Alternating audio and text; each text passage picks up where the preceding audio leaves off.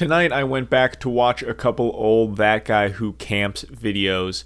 Sometimes I just like to go back and watch videos from commentators who are no longer creating videos, or maybe just going back to watch an old style of their video. And I was watching Only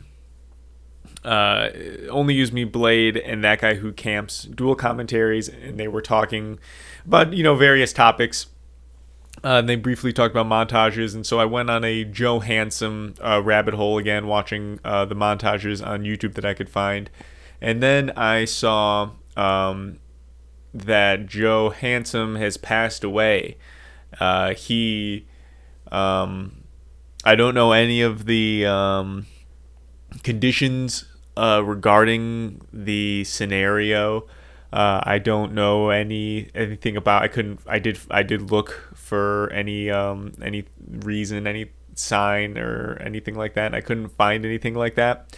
One comment that I read that I guess I kind of agree with now would be that's it's not for us to know. That's just not the relationship we had with him as his audience. It's not something that he probably would have wanted to have shared with us. And that's because he did, at a certain point, he removed all of his Call of Duty montages. He was a very, very, very private person. And so at a certain point, that's definitely something you think would probably believe.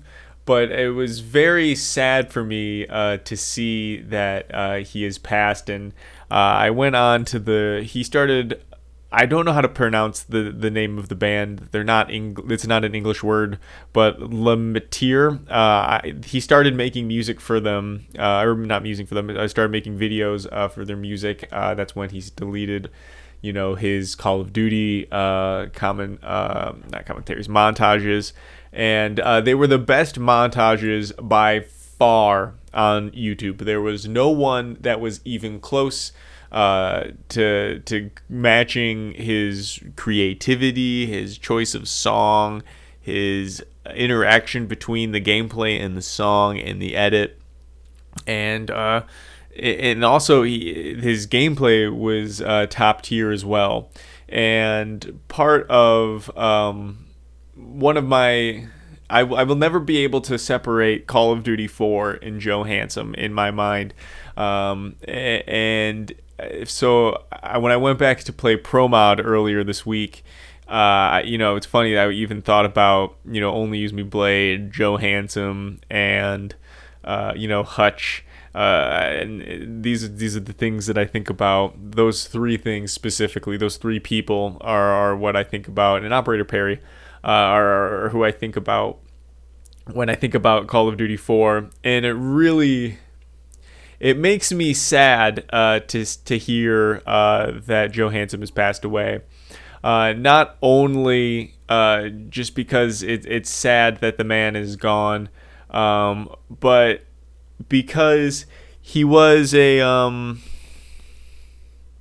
he was something that existed in this world where he really was the only one of his kind. He really was the only one that could create a Call of Duty montage like he could. He was the only one that could create like he could.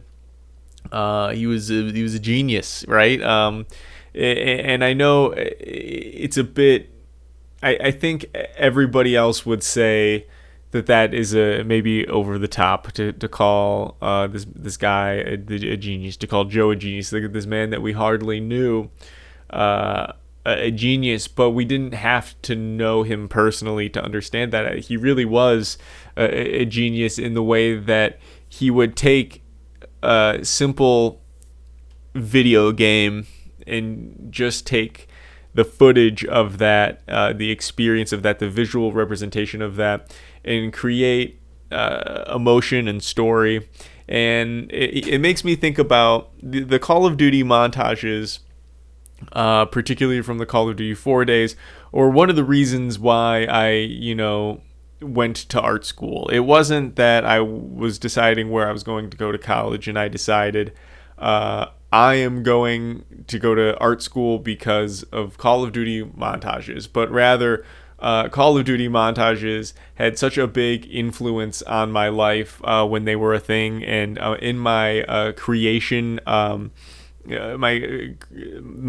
career as a maker, so to say, in my lifetime as someone who creates things.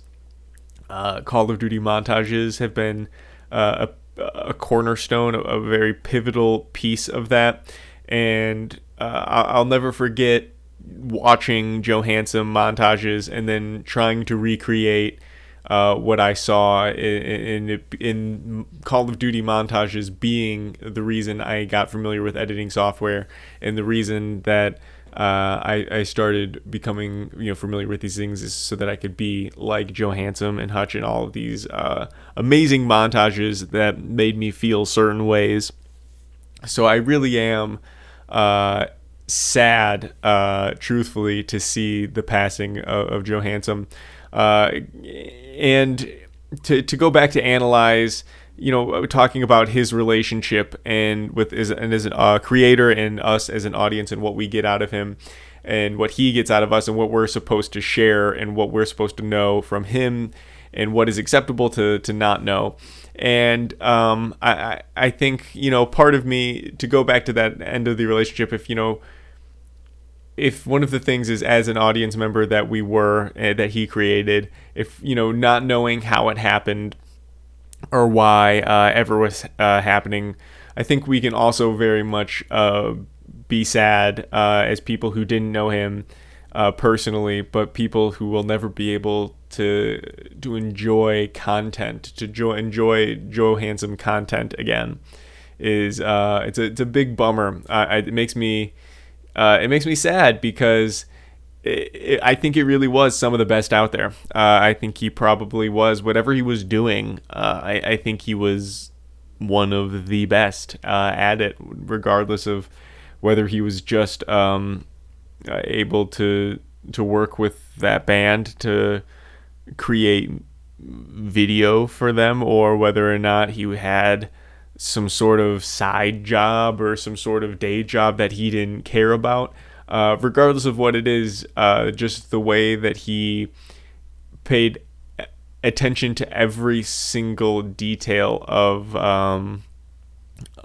what his montages were, of what his work was, that that he did it well. So that's what I have. I'd like to thank you guys for tuning in. I'd like to thank you guys for being part of the only way that I really have control in having some sort of remembrance for Joe Handsome.